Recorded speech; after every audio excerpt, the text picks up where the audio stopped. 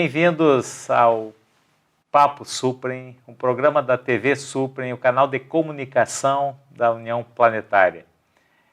Hoje nós temos satisfação imensa de recebermos aqui o professor Henrique Roberto Arganharás.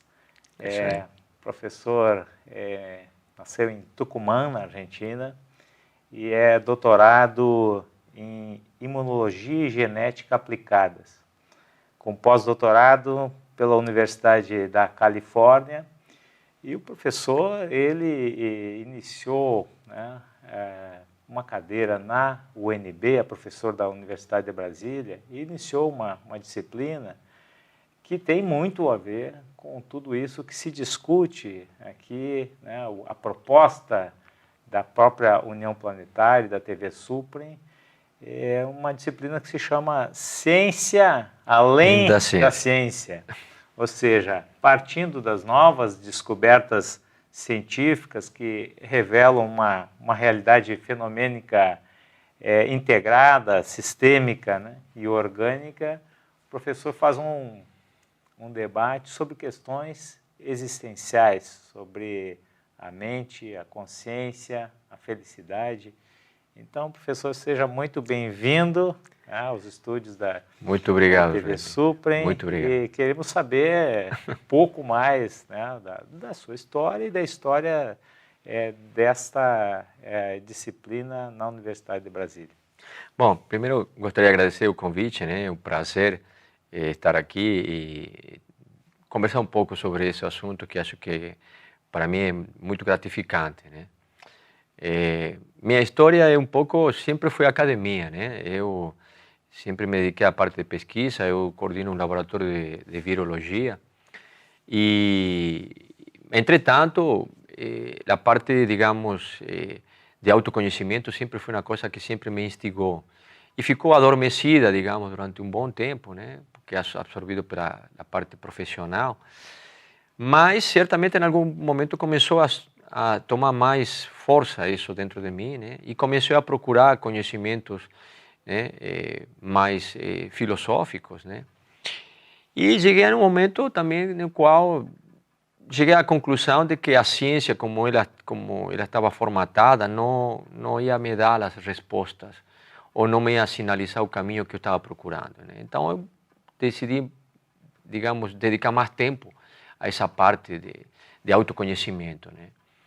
E a disciplina surgiu um pouco pela necessidade da universidade, né, de ter disciplinas voltadas a dar apoio, né, aos alunos, né, dado o caso de que existem muitos casos de depressão, ansiedade, até casos também de suicídios, né? E então isso foi uma necessidade da universidade, eu acho que em geral, né, que está acontecendo, né? O mundo está bastante, digamos, caótico, né? E os jovens não estão muitas vezes conseguindo, acho que ter uma leitura, né, desse mundo aí, né? Por isso surgiu essa necessidade dessa disciplina e juntei, digamos, o útil ao agradável, né?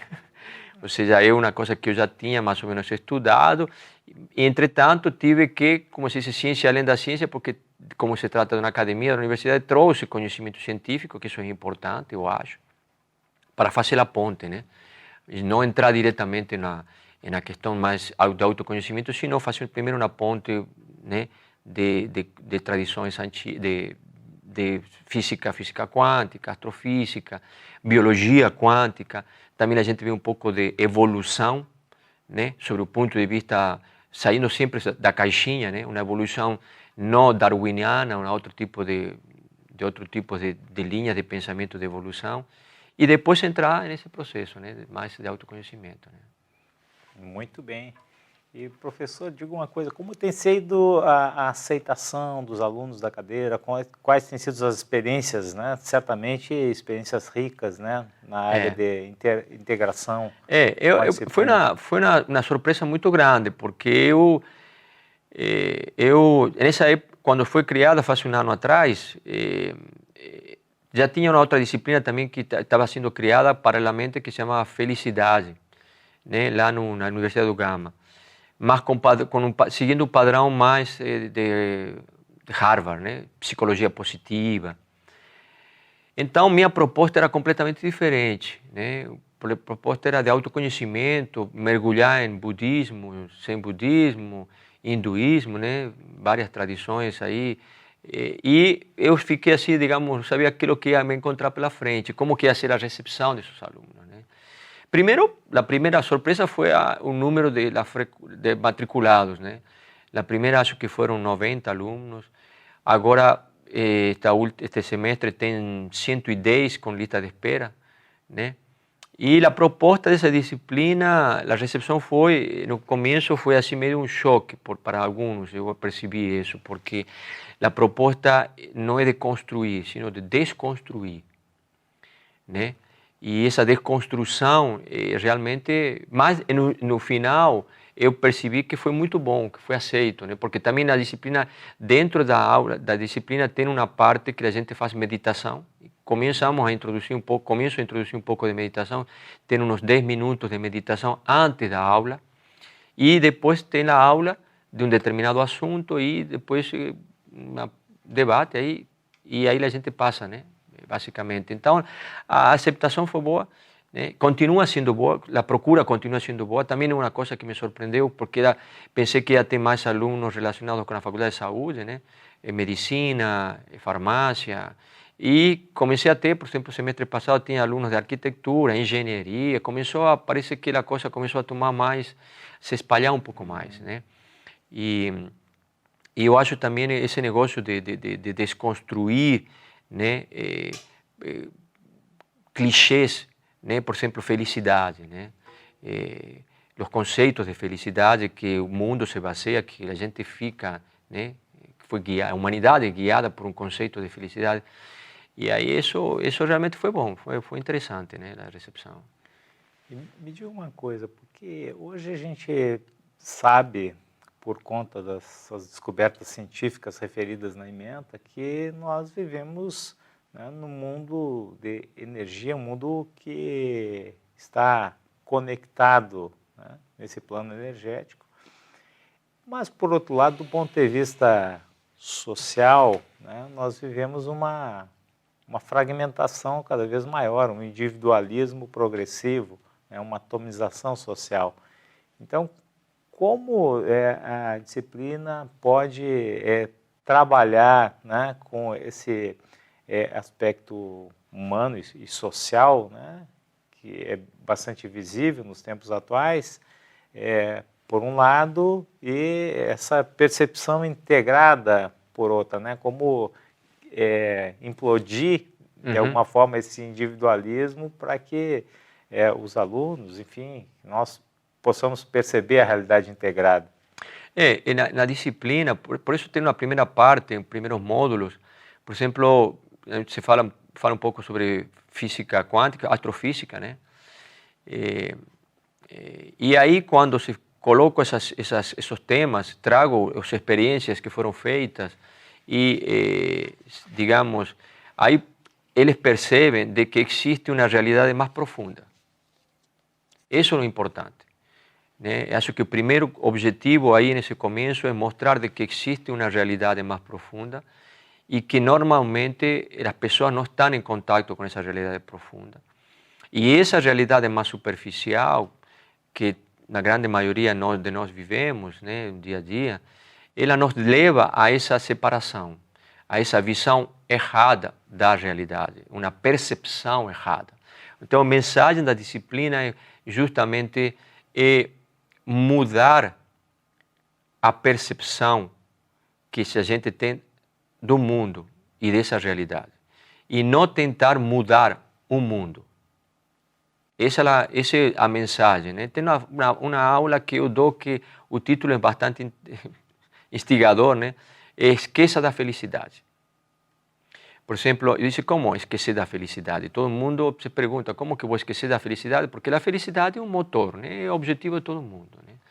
E nessa aula eu explico, né, que, na verdade, essa felicidade que todo mundo tem, objetivos, isso é uma felicidade, correr atrás disso é realmente uma tolice, né? Porque todo acaba, né?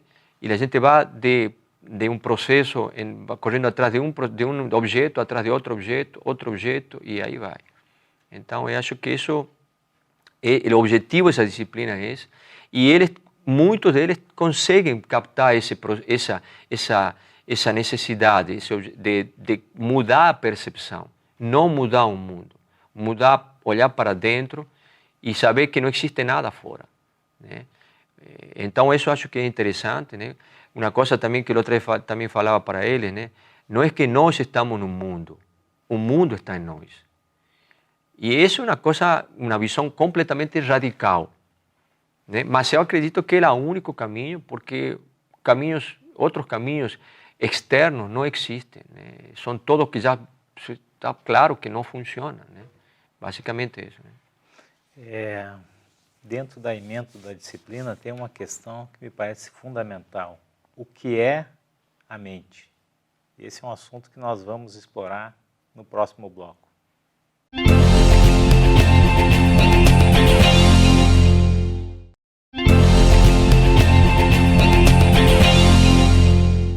Bom, retornamos ao Papo Suprem, um programa da TV Suprem, o canal de comunicação da União Planetária. Estamos conversando com o professor Henrique Roberto Arganharás. Ele é professor da Universidade de Brasília e tem uma disciplina muito instigante chamada Ciência Além da Ciência. Na ementa dessa disciplina tem uma questão que é fundamental para cada ser humano: descobrir o que é a mente e que recurso é esse que nós temos para enfrentar a vida. Esse, por exemplo, é todo o propósito de uma tradição clássica na filosofia indiana, que é a tradição do yoga. Patanjali, quando codifica o yoga, ele diz que o propósito do yoga é o silenciar da mente, e que o vidente é pura consciência, mas apesar de pura, ele enxerga através da mente. Temos aí uma pista para descobrir o que seja a mente, professor Henrique? Sim, sobre o ponto de vista é interessante isso, né? Porque na disciplina eu trago o que seria, digamos, a mente, né? O importante, eu acho que é saber, todo se resume a saber que é o que realmente nós somos. Que é o que nós somos, né? E acho que um caminho para saber o que nós realmente somos é saber o que nós somos primeiro. E nesse processo que eu falo muitas vezes para ele, é o seguinte: que é o que eu não sou, todo o que eu percebo, eu não sou. Ou seja, se eu estou percebendo um pensamento, porque sei quando começa e quando termina, eu não posso ser o pensamento. Se eu percebo um sentimento, quando começa e quando termina, eu não posso ser esse sentimento, não posso ser uma emoção. E então, esse processo de desidentificação com o que eu não sou é o que é o caminho, né, que, em princípio, me conduz a saber que é o que eu sou, né? E nesse processo, a resposta para aquilo que eu sou, na verdade, não tem respostas. É uma questão que a resposta é quando a gente chega nesse processo, chega a ter um entendimento que não é mental, né? Isso é o que eu acho importante, é um entendimento que está além da mente, né? Isso é uma coisa muito importante. Tentar entender o que nós somos com a mente é mais ou menos tentar agarrar, por exemplo, o ar com a mão. A mão nunca vai agarrar vai pegar o ar, porque o instrumento não é apropriado, né? Então, sobre esse ponto de vista, é importante saber isso. Entretanto, a gente não pode cair na armadilha de negar a mente, ou negar o que se chama normalmente o ego. Por quê? Porque o ego, ou o que se conhece na tradição Vedanta, o Jiva, que estaria formado por mente e corpo, e o intelecto, eles são objetos de experiência da consciência. Então, quando esse Jiva esteja mais e mais purificado, ele vai permitir refletir mais claramente a consciência vai poder se manifestar mais claramente. Então não passa, eu acredito, por uma negação da mente ou do jiva ou do objeto, sino passa por um processo, eu acho, de de purificação, né? Basicamente eu vejo dessa forma, né? É um processo que, embora eu acho que talvez no final, no processo, quando se chega no final desse processo, quando a consciência toma consciência dela mesma, a gente talvez nesse processo percebamos que não tinha ninguém para ser purificado. É um paradoxo, né? Digamos, é um jogo da consciência. Mas esse processo é necessário, embora seja um processo, entre aspas, ilusório, né? É como se diz, jogar o jogo com as regras do jogo, né? Para ganhar o jogo. O ganhar o jogo seria despertar. Quando a gente ganha o jogo, despertamos, percebemos nossa verdadeira identidade, olhamos para trás e decimos, puxa, era todo um jogo, não tinha ninguém para ser purificado aí. Mas esse processo, acredito, é necessário. E eu acho que tem que ter muito cuidado com cair nesse engano de dizer que não tem que ser feito nada, como muitos, por exemplo, quando se analisa muitos depoimentos de despertos, do Advaita, por exemplo, e outros mais, que eles dizem, não tem nada para ser feito. Mas, sobre o ponto de vista dele, sim, não teria, né? Ele já chegou lá, ele já saiu do jogo, né? Esse é um pouco o processo eu acho, participação da mente, né?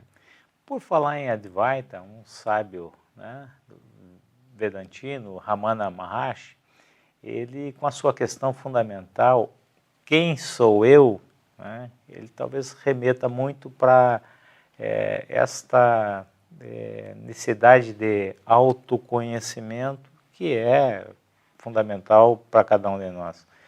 E é interessante que ele dizia, olha, quando a gente faz essa pergunta, a gente vê que nós não somos o corpo físico, não somos os sentidos, nem as emoções, nem os pensamentos, muito embora nós nos apeguemos a estes veículos de consciência. Mas ele, perguntado sobre o que é desapego, ele tem uma resposta que nos tira do chão, né? Ou nos tira o chão. Ele diz assim, que o desapego consiste em destruir inteiramente o pensamento no momento em que ele surge. Veja que o foco aqui é exatamente o mesmo dos Yoga Sutras de Patanjali, essa tentativa de silenciar a mente. A Annie Besant tem um livro sobre o poder do pensamento, em que ela diz que mais importante do que pensar é parar de pensar. É possível nessas práticas que o senhor tem conduzido de meditação, levar realmente a um processo de serenidade, e, como os antigos gregos chamavam de ataraxia, de imperturbabilidade, que seria este um caminho para a felicidade? Eu concordo, sim, realmente isso é viável, né? Isso é possível. Mas, eu repito, se a gente tenta não pensar, automaticamente a gente vai pensar. Ou seja, o processo, para mim, o primeiro processo é de desidentificação, né? Tem passos, eu acho, né? Cada um, né, encontra caminhos. Primeiro é me desidentificar com o pensamento, não brigar com o pensamento, deixar que o pensamento apareça e surja e desapareça. Esse é o primeiro processo, eu acho, né? Depois existe um outro processo que Nisargadatta, por exemplo, fala muito bem, é de colocar em um patamar de eu sou e ficar nesse patamar de eu sou. Esse é um outro estágio, onde eu estou vendo os pensamentos, eu estou olhando meus pensamentos, estou olhando o que está acontecendo com sentimentos e demais. Mas a partir desse eu sou, existe um outro, que talvez seja o mais, digamos, final, onde esse eu necessariamente tem que desaparecer. Não existe um eu. E esse processo mais profundo, certamente, é um processo onde a gente chega a um momento onde não existe nenhum eu, né? Porque enquanto existe um eu observando, estou ainda na dualidade, né? Eu observando alguma coisa. Então, o processo mais, esse negócio de total ausência de pensamentos, é o processo de desaparece o eu,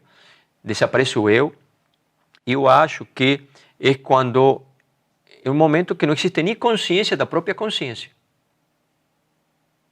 Esse processo de total vazio, onde a consciência não tem consciência de que ela está consciente ou que ela está existindo. Mas eu acredito que é possível, né, tentar cultivar, né, um processo, cultivar o presente constantemente, o aqui e agora. É um desafio para nós é um grande desafio, né, porque estamos vivendo bombardeados em um mundo completamente caótico, que acordamos de que abrimos o olho, já estamos bombardeados com infinidade de estímulos, né?